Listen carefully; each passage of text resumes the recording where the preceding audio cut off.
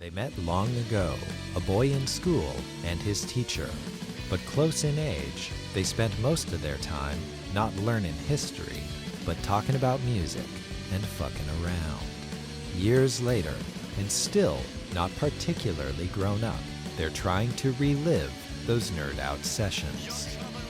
Please humor them, or don't. Hi, I'm Sean. Hey, I'm Andy. Welcome back to the We're Right Club. Birth years. So I was born in 1985. I was born in 1974. This was probably the most difficult one for me that I've done so far, just as far as research goes. You know, we've had a little over a week, 2 weeks, whatever, to go through this. I am not gonna lie, I have probably listened to 50 albums from 1974. Just like I went online, I was like, what was released in 1974? Found this killer list and like just started going through it. There were some that obviously I knew and I was like, okay, yeah, that's a great album, or not really my cup of tea kind of things, whatever. But then even with some of my lists that I knew were great albums, I was like, let me take another listen so that I could compare it to other stuff. Because I'm gonna be honest, when I looked at that released in 74, I was like, not a stellar year. Yeah, it was an interesting journey. I discovered some groups I had never heard of. One of them I'm gonna put in my top 5 because I was like, wow, that's a great album and I can't believe I've never heard of this. So yeah, it was cool. How did you go with this? It was a similar experience for me. There were albums that I knew or that I knew very well or that I had heard or heard of. And then there were some that, you know, I'd never seen before. And I just kind of picked and chose what to listen to and check out. And it was interesting for me because I was born in 1985. A lot of the albums that I already knew, but then realized they were from that year, or a lot of the other things that I realized that I liked, you know, it was interesting to know that they're from 1985 because a lot of the music is what I grew up liking, what I ended up liking, you know, like there's some punky stuff and some hard stuff and some weirdo stuff. Yeah. And that's kind of what I was into in my formative years. So it's interesting to be like, oh, I was born in this year. I see. Yeah. Like this year created me. Okay, that's interesting, you know. We should also make clear that not only am I going to go with 1974 and you're going to go with 1985, we each are going to do our top 5 from each other's birth year. Yeah. I might not have a perfect top 5 for 1974. Okay. But I have like a lot of stuff that I'm definitely going to be like, bro, what about, you know? Yeah. Well, I'm going to be honest. So in 1985, I was 11 years old. Okay. And so that's like 5th grade. And I kind of have 2 top 5s because this topic put me in a unique situation in that there was the top 5 that me in 1985 would have picked. Right. Okay. And then there's the top 5 that Andy in 2022 would pick. Sure. Makes sense. Right. You didn't exactly get that luxury because you were in a thought in 74. Yeah. And I wasn't listening. I wasn't jamming out in 1985. So. Right. Right. Exactly. Yeah. So do you want to do our traditional format? Just I choose one from 74, you do one from 85, and we go back and forth? Okay, so we each do our top 5. One album at a time, back and forth. You start. I'm actually excited about 1974. There's a lot of cool stuff. Okay. I'm going to be honest. This time, I usually don't rank, but this time, I actually ranked my top 5. So I think I'm going to start with 5 and go down to 1. So my 5th choice, debut album, Bad Company, Bad Company. I've never been a huge Bad Company fan. I like them. They good 70s rock. But as I was listening to all the other albums that I was listening to from 1974, there's a reason that this album was so iconic, that it really set a tone for the future of 70s rock. There really isn't a down song on it, 8 concise tracks. Can't Get Enough, Rock Steady, Ready for Love, Don't Let Me Down, Bad Company. Like it was obvious when comparing it to everything else that I was listening to that this album really was a top 5 from that year as far as I'm concerned. Yeah, I've never heard that album. I didn't do my homework on that one. That's okay. You should take a listen. Like if you want good straight ahead 70s rock and roll, it's a good album. Great album. I've actually got a good one to kind of answer back with. Okay. I discovered a 1974 album called Dissolution Boulevard by a band called Sweet. Sweet. Okay. They're So on my honorable mentions. Okay. So I checked it out and I dug it and I kind of, Googled them for a second. And it was saying like, oh, they were the band that influenced like AC/DC and blah, blah, blah. And basically all the shitty bands that you really like. Yeah. So I was kind of like, ooh, then I have to mention it. Well, you know what? It's interesting.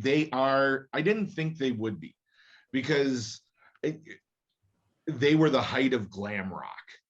Oh, okay. Sweet was like, they are glam. And the song that everybody knows Sweet for is Ballroom Blitz. Oh, okay. This album has another one of their bigger hits called Fox on the Run. Yeah. But listening to the whole album again, I was like, wow, you know what? I got a soft spot for some glam rock. Yeah, it was a decent album. Yeah, so I'm with you on that. It may not have been AC/DC. I think I thought AC/DC because that's the name of one of their songs, but it was like, oh, they influenced blah, blah, blah, and like very big names. Yes. Tons of bands, yes. Yeah. Sorry to say that the bands you like are shitty. That was a joke. Oh, there's no accounting for taste, I guess.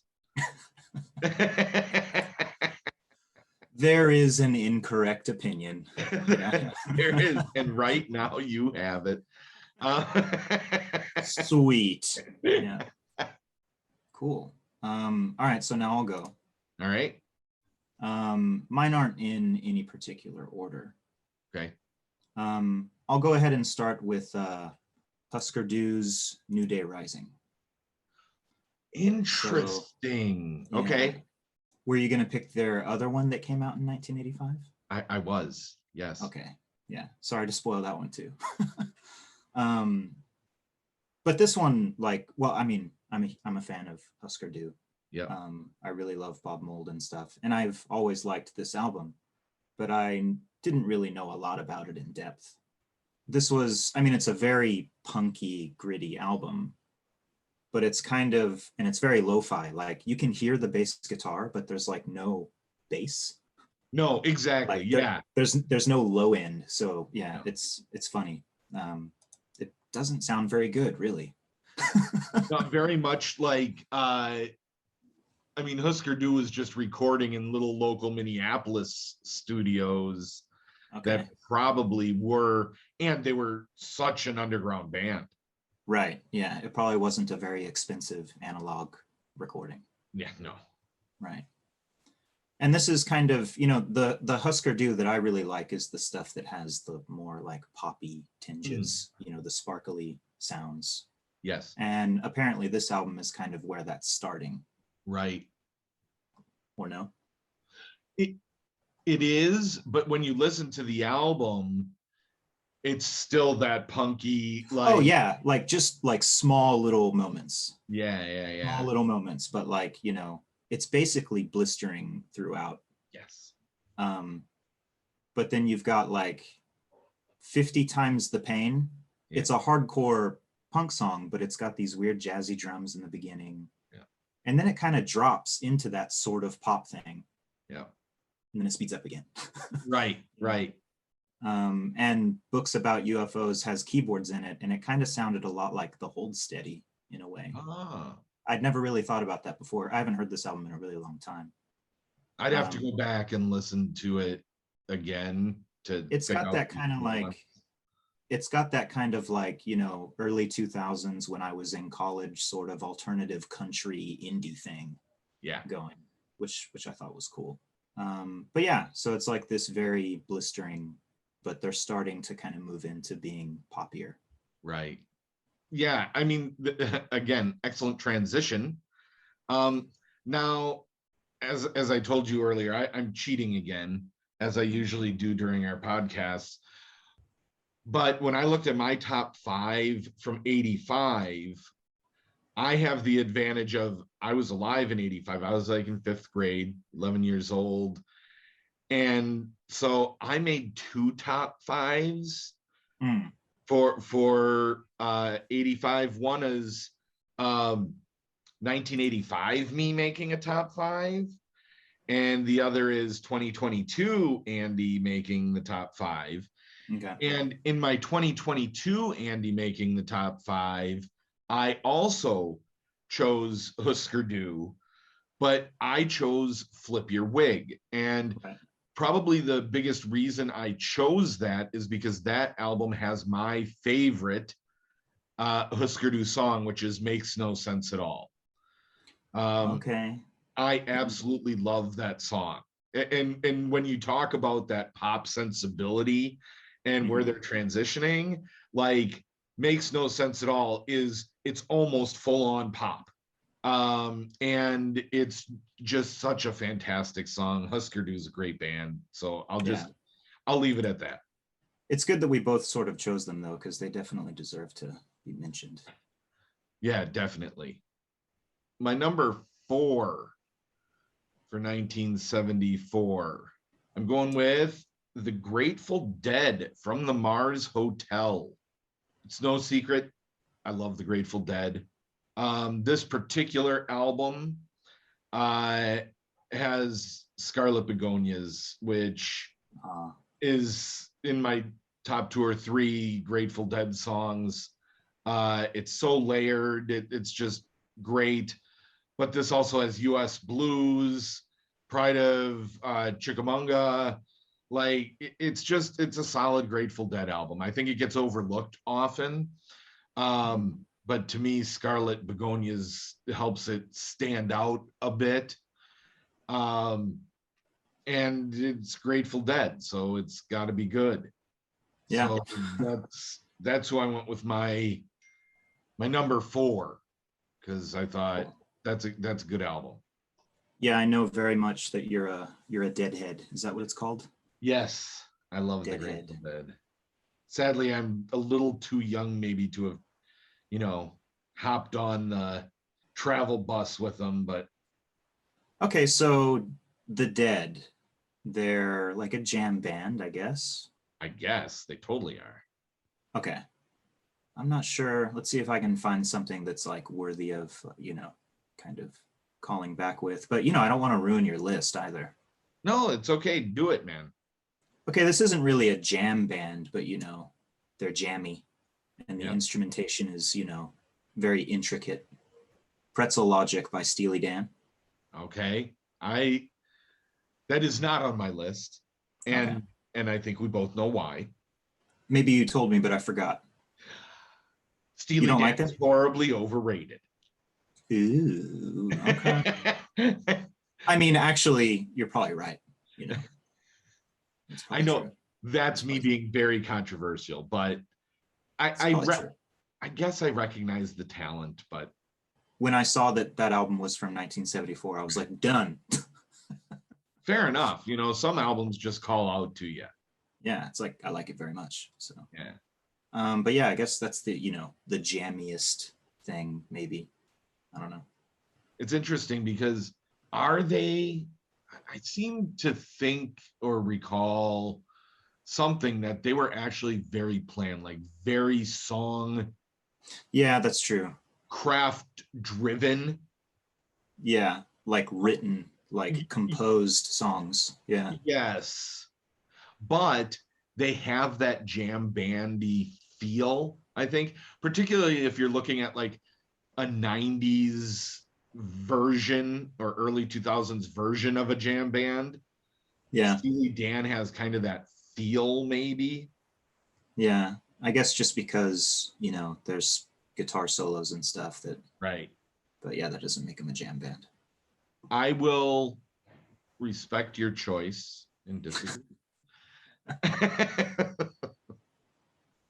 Okay, so this is a band that I know and like, basically, but I haven't heard a lot of their albums, Okay. especially this one. The band is called Killing Joke, Yes. and I really love their album called What's This For, which is from 1981. All right. So when I saw this album floating around on the 85 list, I, listened to it. I was interested and I fell in love with it right away. And of course, I read about it a little bit. This is apparently when they started sounding a little more accessible. Mm. The album is still, pretty gothic and pretty dark, but apparently they kind of started to clean up a little bit at this point. It was an international hit, and it's still kind of, reviewed as being, a special album even to this day. The big thing is that, so I have to say, I was considering adding The Cure's album to my list. The Head on the Door. Yeah. I was considering adding The Cure's The Head on the Door to my list. And obviously The Cure is way more sort of poppy and accessible than Killing Joke are. But because they're, sort of in the same world, I guess, I figured I'll cut out The Cure and I'll talk about Killing Joke. And sort of the main reason for that is, bands like Killing Joke basically absolutely influenced Japanese visual kei. Yeah. And when I was listening to this Killing Joke album, which is, by the way, called Nighttime, Okay. from 1985, I just, I was having so much fun because I was like, man, this is every visual kei dude's favorite album from then, and especially a standout track called Tabazan, Okay. Tabazan. It's basically Bucktick. Oh. Bucktick is people might not feel too comfortable calling them visual kei, but like damn straight they are. They're basically just a classic Japanese rock band that's pretty damn visual kei. Yeah. And I was like, yeah, this song is Bucktick, like for sure. I'm sure Bucktick and probably even Lunacy and Bowie and those guys were digging Killing Joke. So yeah, I wanted to add that one to my list.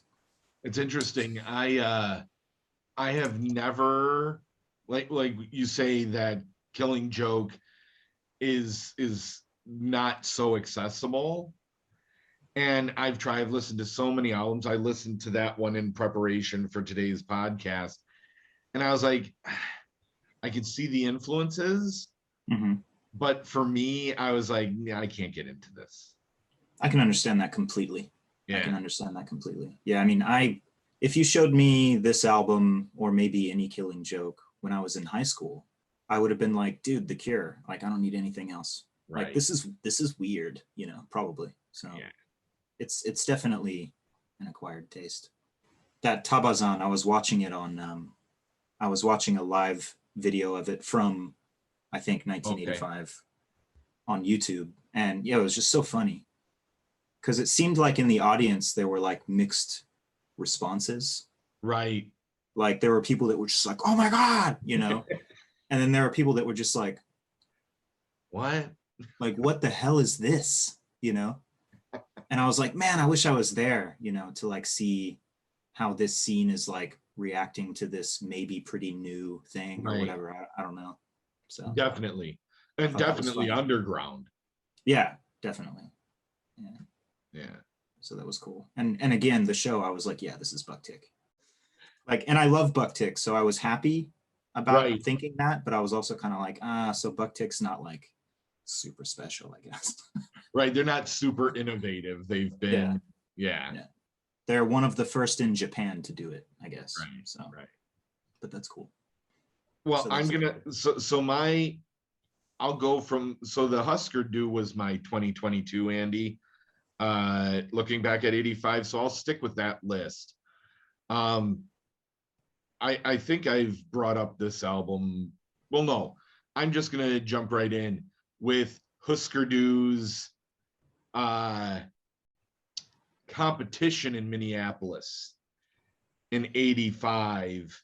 Um, they had a third one in '85. I no, missed that. this isn't a Husker Du album. This is the other band that was major competition to Husker Du.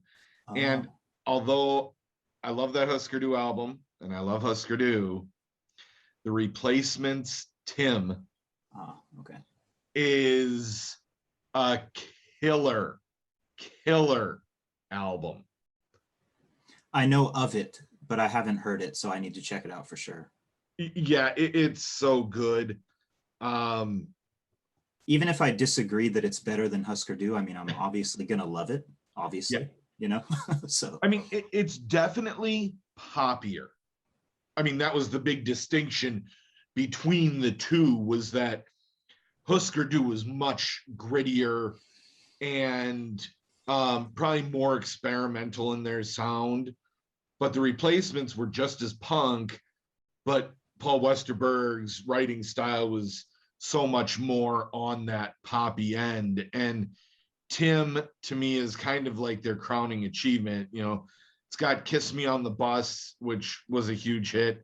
And then Bastards of Young might be one of the best replacement songs as far as I'm concerned. So cool. I'll put that out there. Good mention. All right, so this will be your number 3. My number 3. So my number 5 was Bad Company, Bad Company. Number 4 was Grateful Dead from the Mars Hotel. Number 3, it's just an iconic album. Dolly Parton, Jolene. Enough said.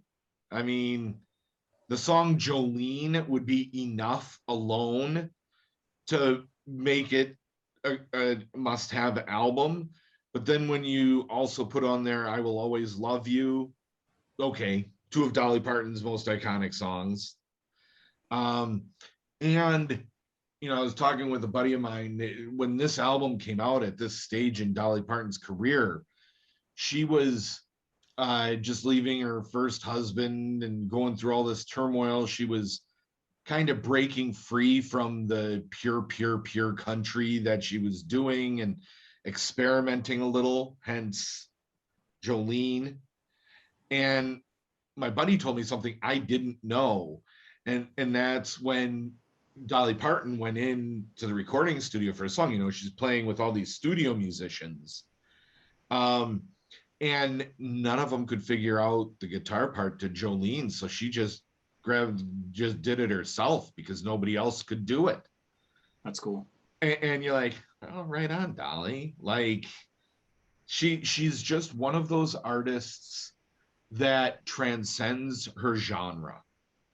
Even if you're not a country fan, there's something about Dolly that brings you in.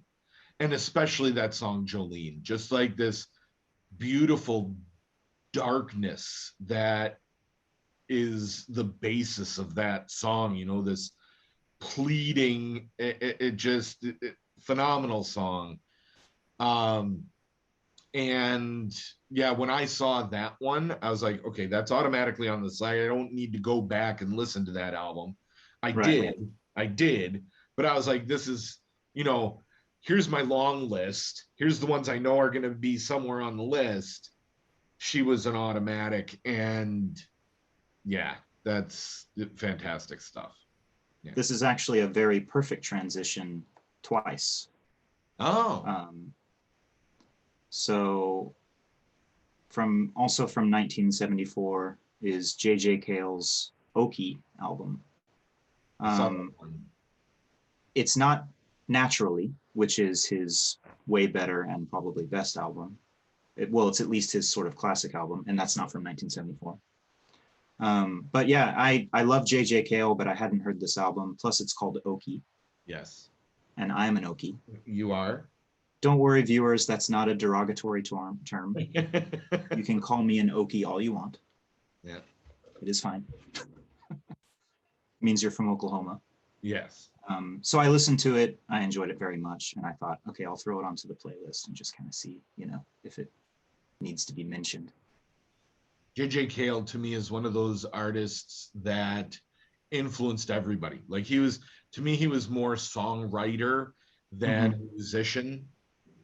Yeah. But he's obviously both. He did not make my list, but he's worthy of a list. Yeah, he basically influenced the hell out of Eric Clapton, Yes. Oh, And Eric Clapton has said, like, I wanted to be him, or I wanted to play like him or something, yeah. Yeah. And I like that because I hate Eric Clapton. So it just kind of, it's kind of like East Coast, West Coast, it's like, Yes. is it JJ Cale or Eric Clapton? Right. And I'm JJ Cale. I'm Clapton, but that's okay. Yeah, that's okay. I'm separating the music from the person, though. Clapton is not the most savory personality. Not exactly. No. I have a really good Eric Clapton joke, but it's not for this recording. Have you heard? I'm sure I have. You've probably heard it. Yeah. I told it to my dad and he's like, that's not funny. Like, not just because he's a fan, but probably because he's a grown man. And like, Right. The joke is like it's really tasteless, but it's hilarious. Anyway, I won't say it. Now, the next one. Yeah, my next one is, I guess it's country. And this is also just like I just threw it on because I like it and I didn't want to think about it any more than that, Fair. I just think it's a pretty perfect album. But John Cougar Mellencamp's Scarecrow. Okay. Are you angry? Talk about it. Well, like country music, country has always been kind of famous for having the best sounding snare drums. Yeah.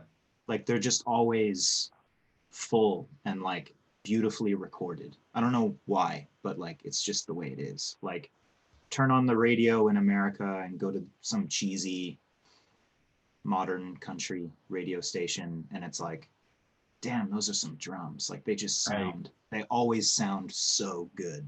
Yep. And like this album is beautifully recorded. Like the drums are thick, the guitars are like creamy and full, and it's just like this super pure analog, but like refined analog sound. I didn't know this until I read up on it a little bit, but so 1985, things are starting to get a little more synth based, pop music is kind of going more synthy. Yeah, and so I think, even earlier than 85, yeah. But by 85, it's full on, yeah. Yeah. Like a lot of the albums on the lists that I saw online were like, pretty much all, in that direction. Yeah. Yeah. So apparently he was kind of like, because of that, he was like, screw it. Like, let's go as far back to the roots as we can. And apparently he forced his studio musicians to learn verbatim, like around 100 songs from the 60s just to kind of get into the mood or whatever.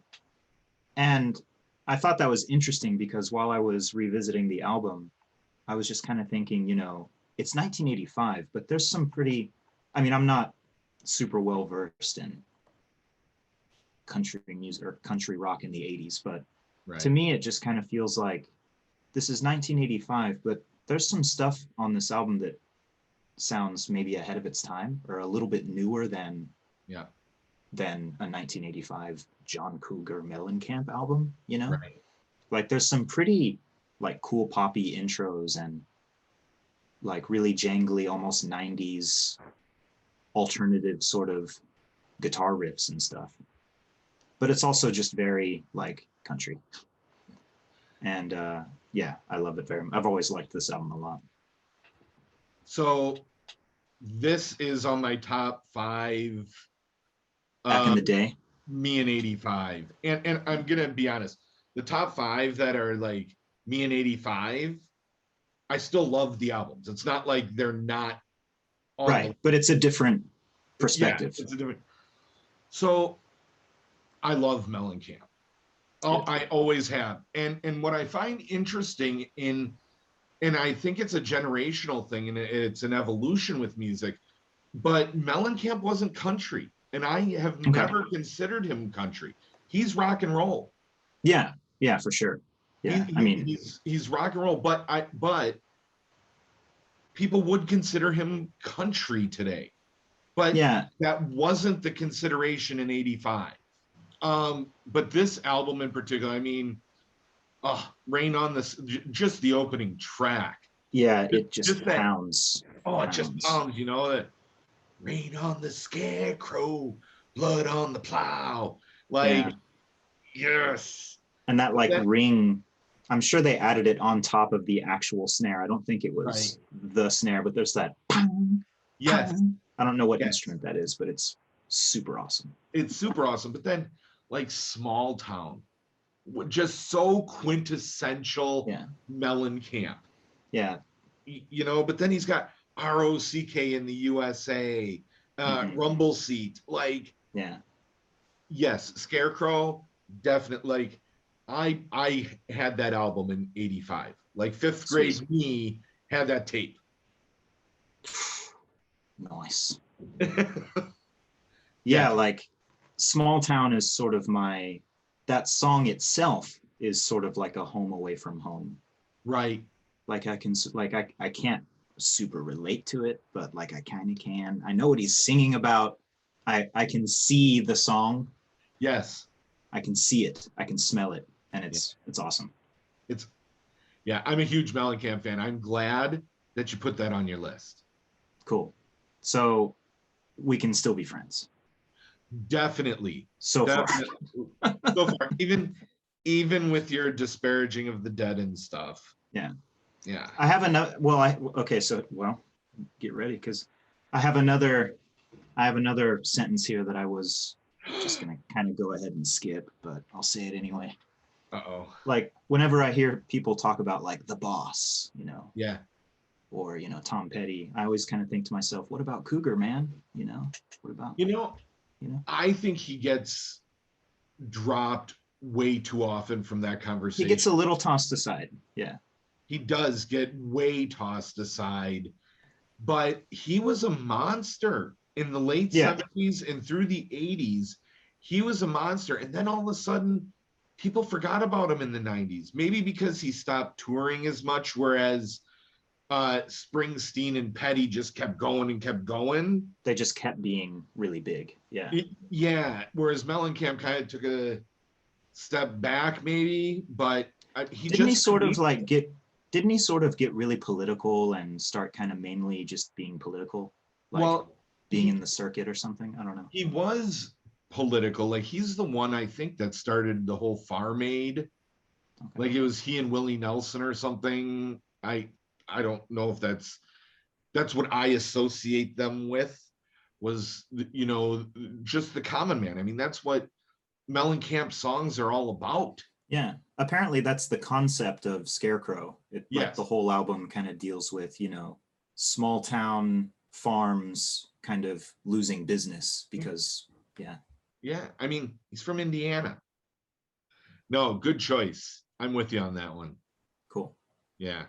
But do you have an album to fire back about? Well, just that he was on my list.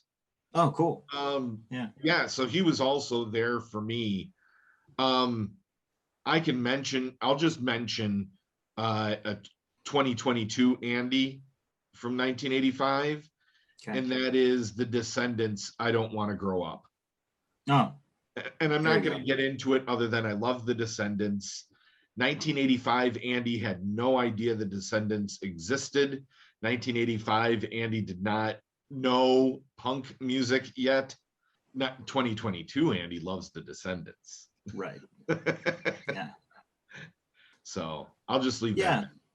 I was late with the Descendants too. I mean, I knew who they were in junior high school, but just because like I saw their name on compilations and stuff.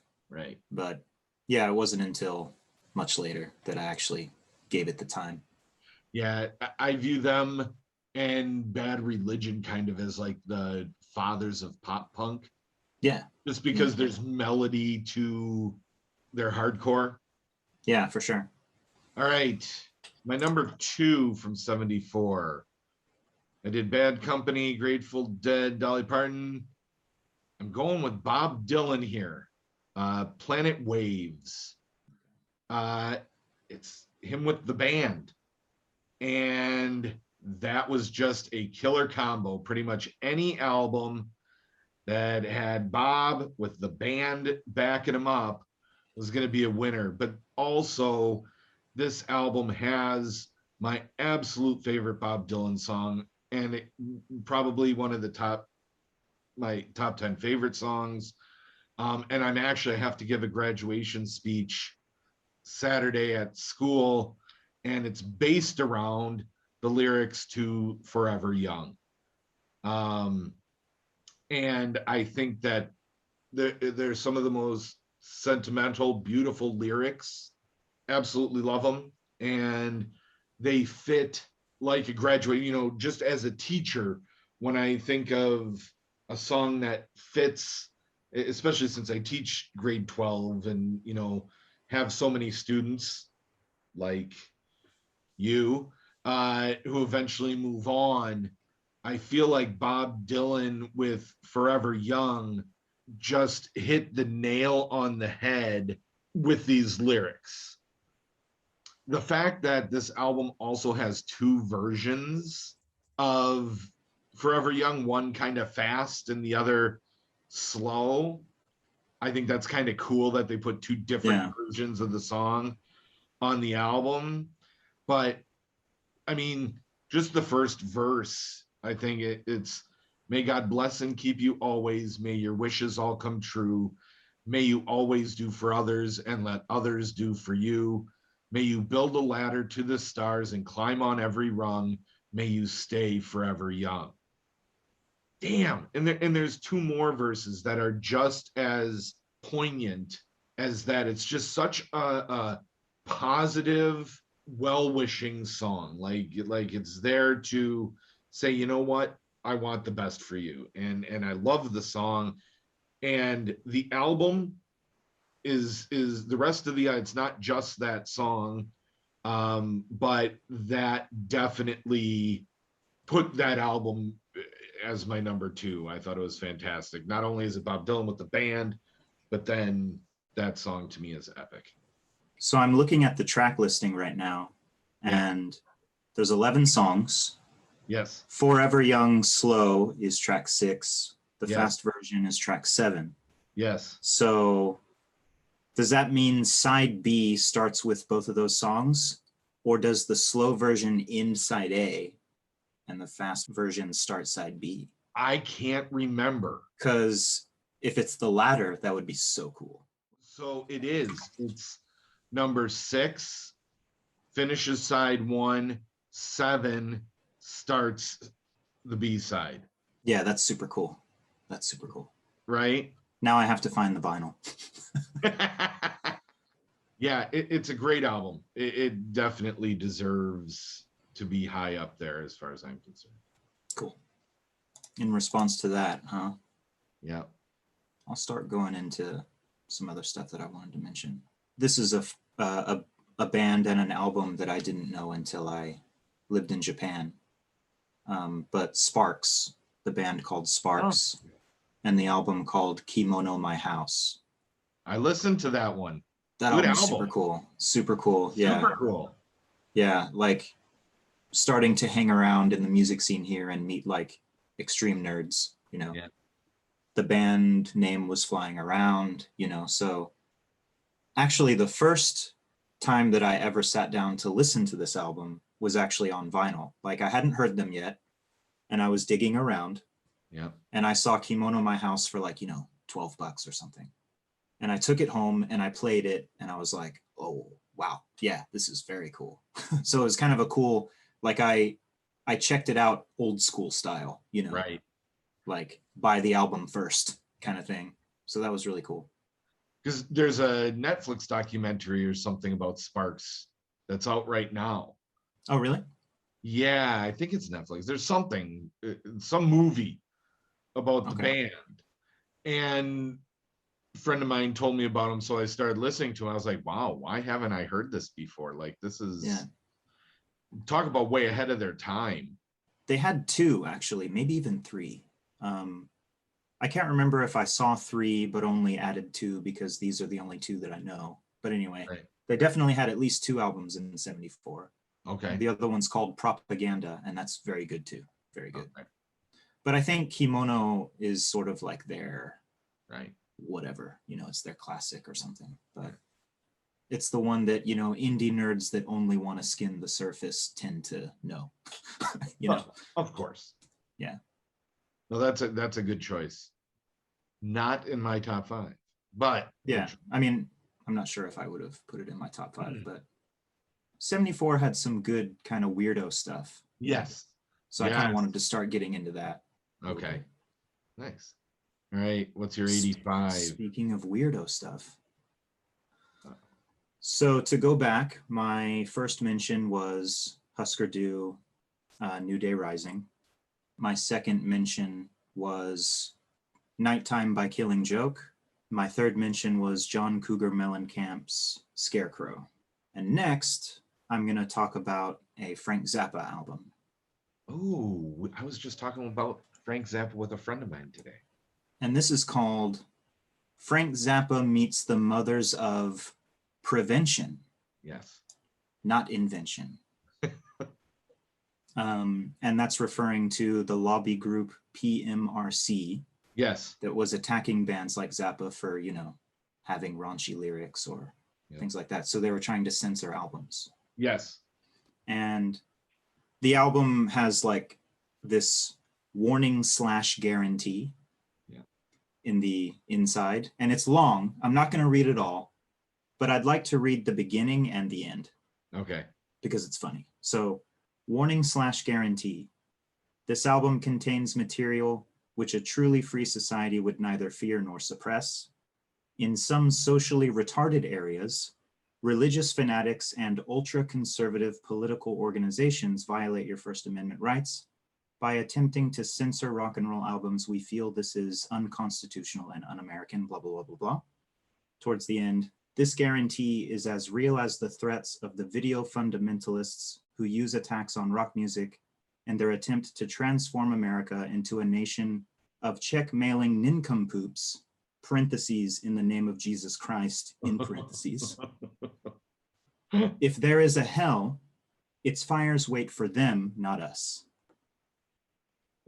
Zappa. So I like this album because, I mean, you know, Zappa can be pretty weird. Yes. But this is 1985, so it's much more digital sounding. Yeah. A lot of Uber fans of Zappa will kind of argue like maybe it's one of, if not his actual masterpiece, you know? Right. And I find that interesting. I'm not well versed enough to really enter that argument, but I do love Zappa very much. And like some of the weirdness on the album still kind of feels fresh, at least in my opinion, today.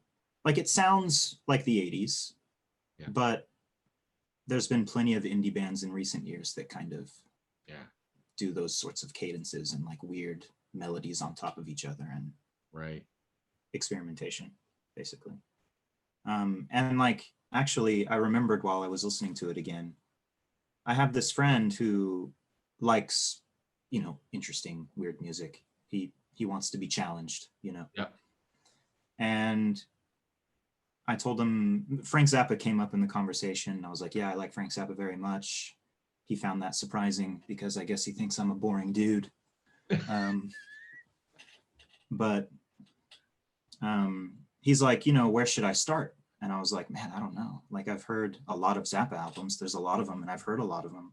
but I don't know. Like you want weird, I don't know. So I kind of chose one, but it wasn't weird enough. You know, Right. it was too poppy. It was slightly too commercial for this guy. Right.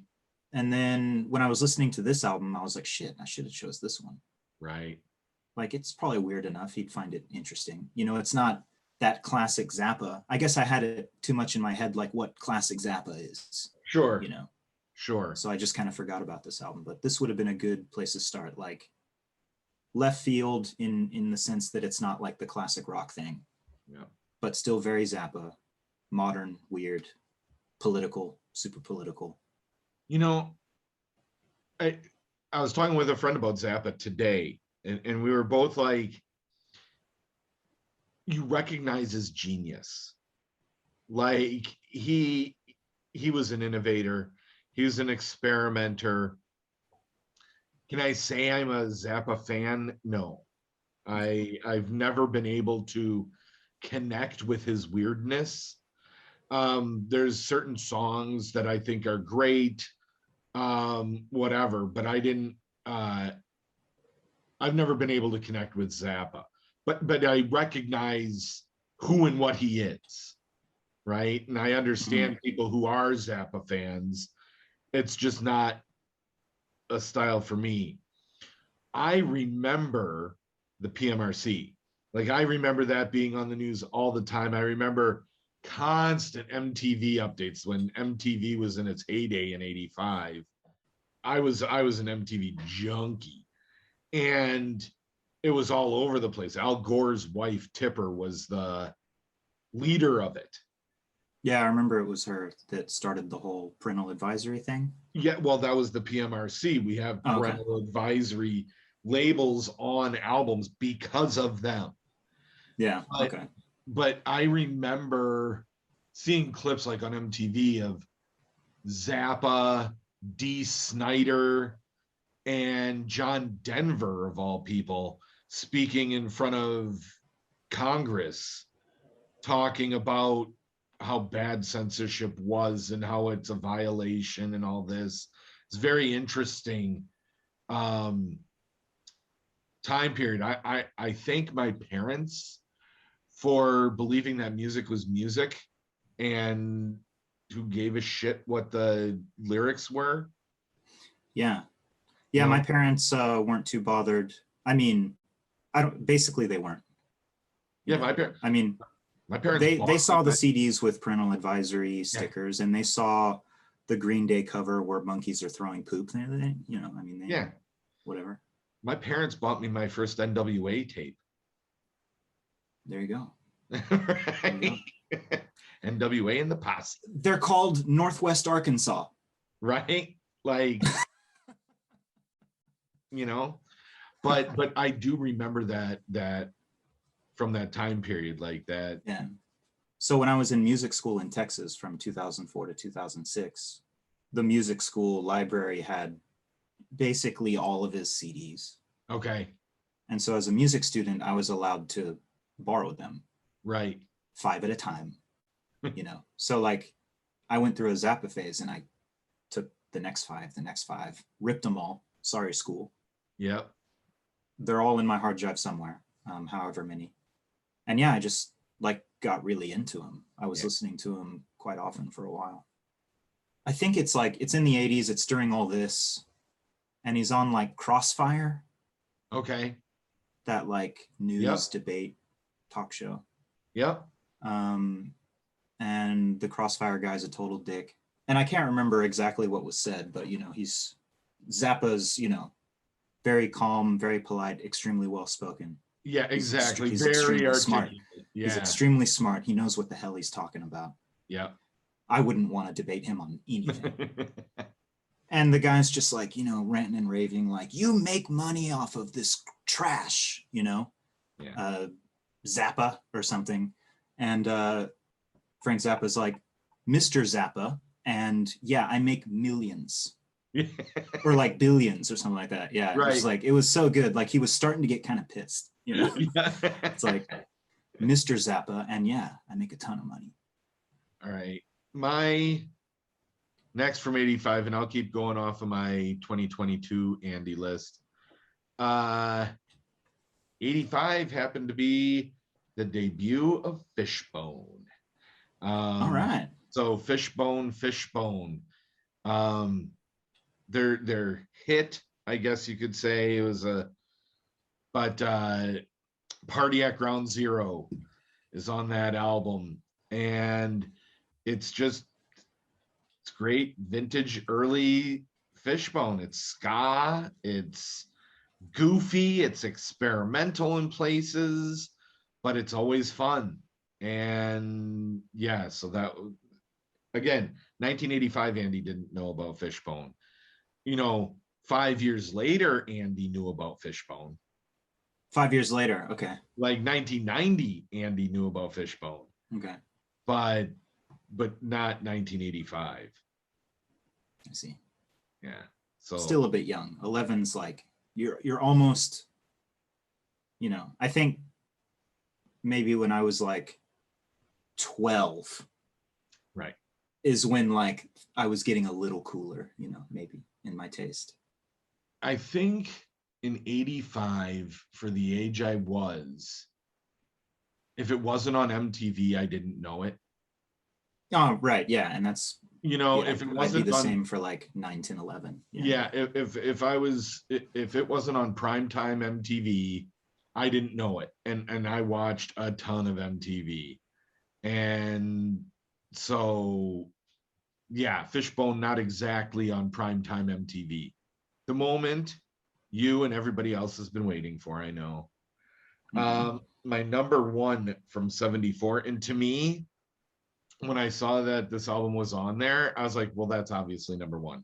Like, I didn't even need to look at other albums to be like, that is the best album of 1974. It just is.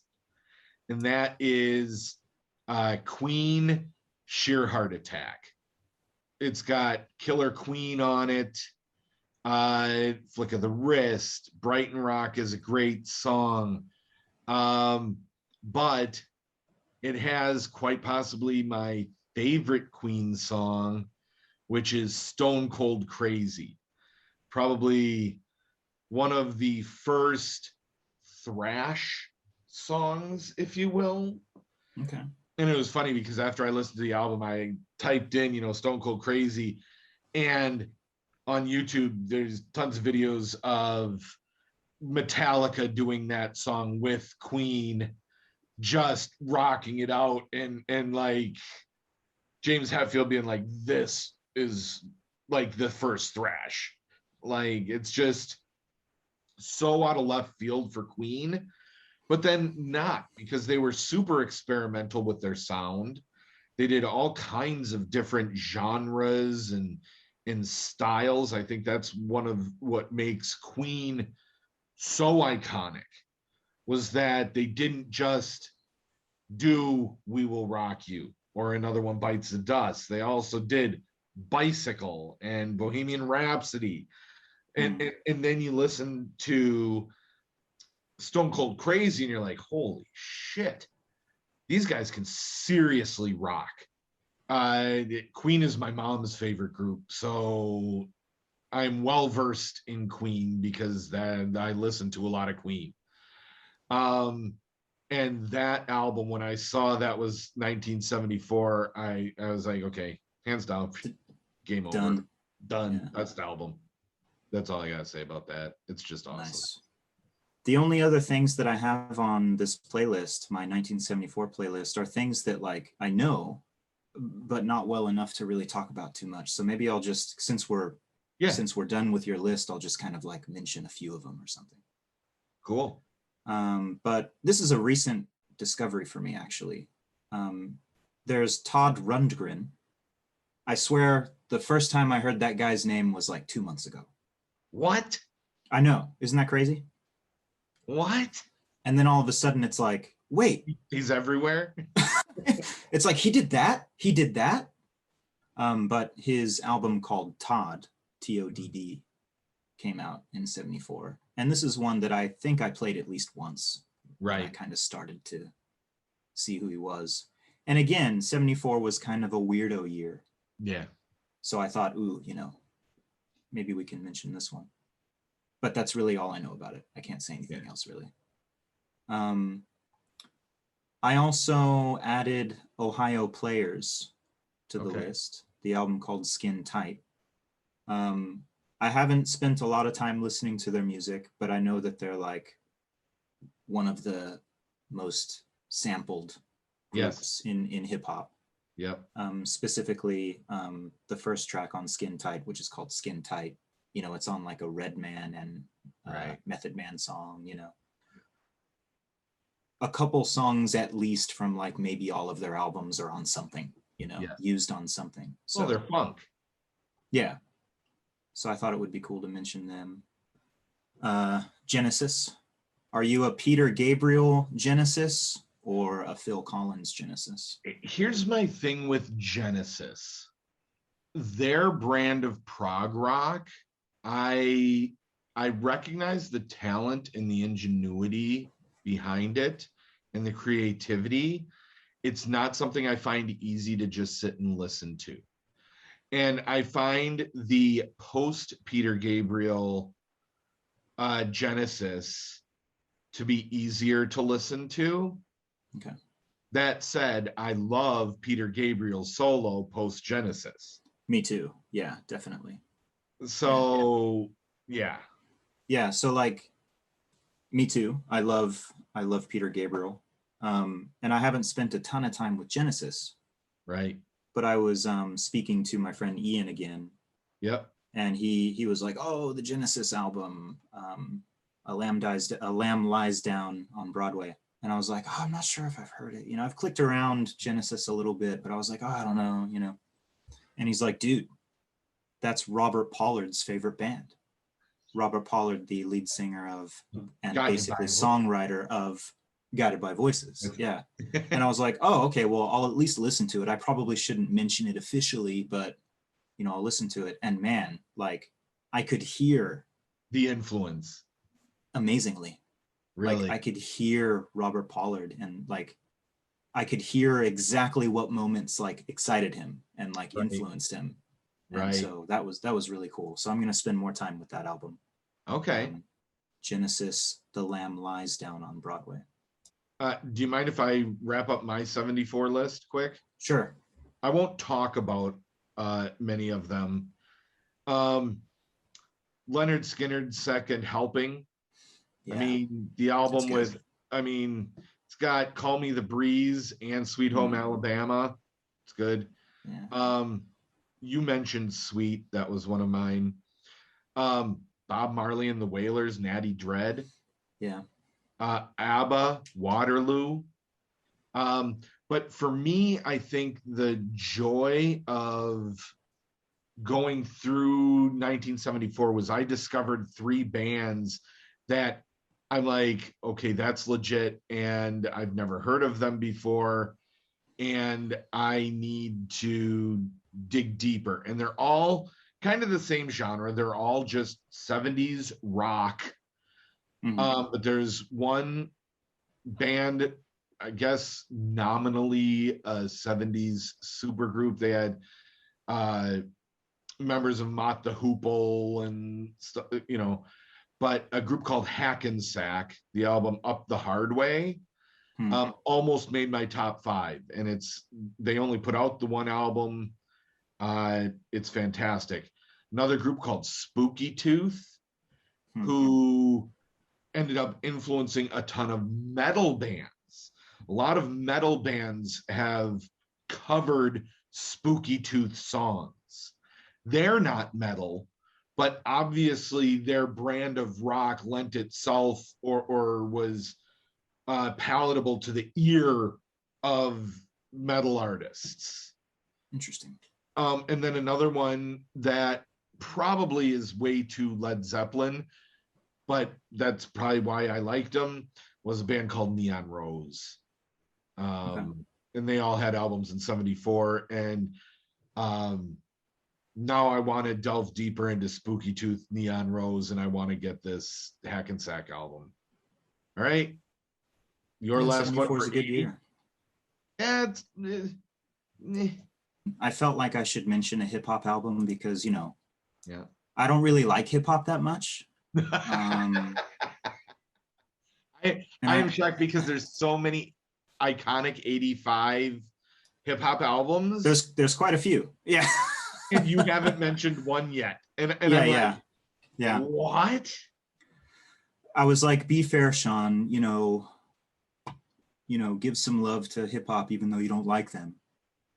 No, yeah, I'm a huge fan of hip hop, obviously. I chose LL Cool J's Radio. Okay. Yeah. You wanted me to choose what is it, Run DMC? Run DMC. Yeah. Well, there was at least one more. Oh, Slick Rick, Schoolie D. What? Slick Rick was 85? Which There one? was one Slick Rick album that I saw Okay. that was. Damn. Anyway, doesn't matter. I like Slick Rick because like Because he's Slick I feel Rick. yeah, and when I listen to The Streets, especially their first album, Yeah. I'm like, he liked Slick Rick. Like not just because they're both British or whatever, but like I feel like he took from his flow a little bit. Yeah. And nobody has a flow quite like Slick Rick. Yeah. Like his voice is so. So Radio, why Radio? Well, like I'd heard the album before and I had seen some, literature online about it before. But I didn't really read that much until before this podcast. Okay. But first of all, I guess just in general, it was kind of the bridge between old school and golden age hip hop. Yeah. It was kind of the beginning or sort of right when, boombox culture was becoming really cool.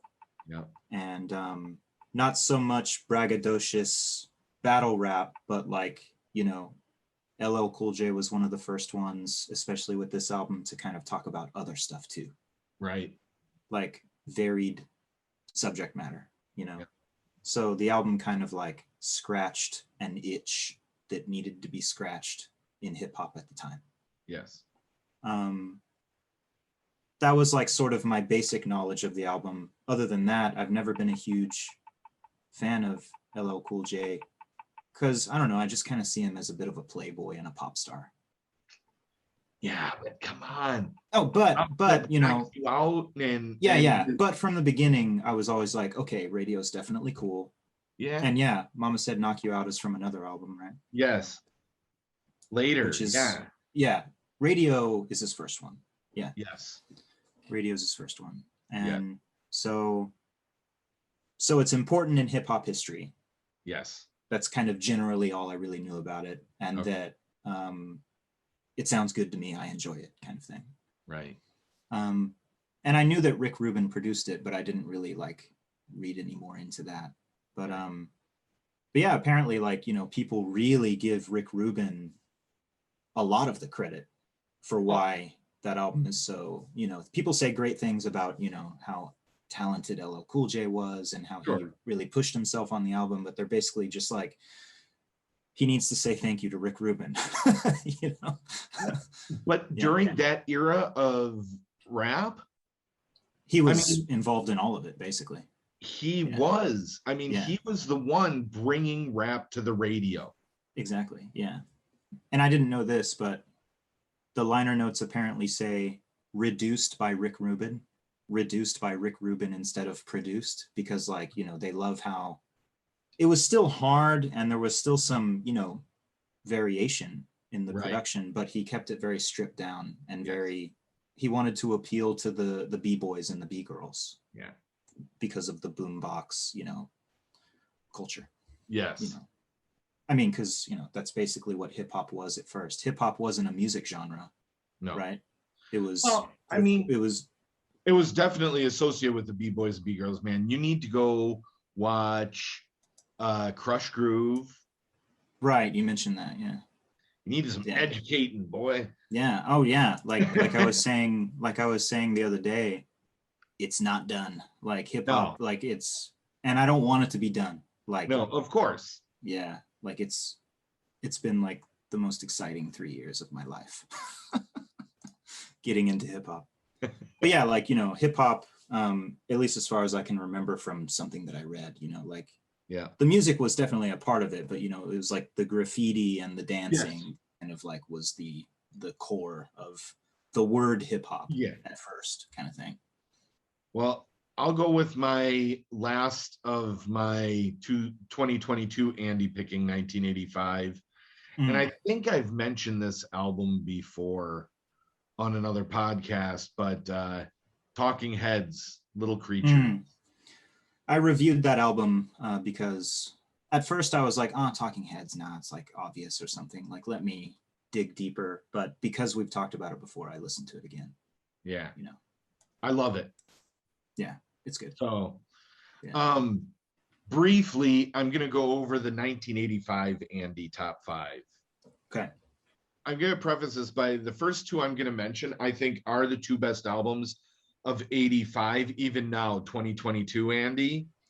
And that is Dire Straits' Brothers in Arms and Tears for Fears songs from the Big Chair.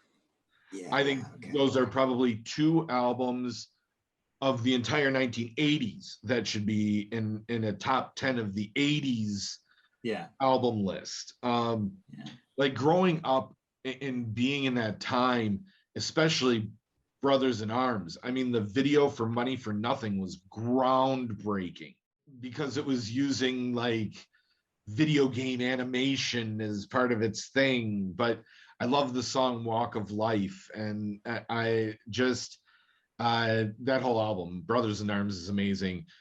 Songs from the Big Chair, that's Tears for Fears' crowning achievement. I already mentioned, or you mentioned, John Cougar Mellencamp's Scarecrow.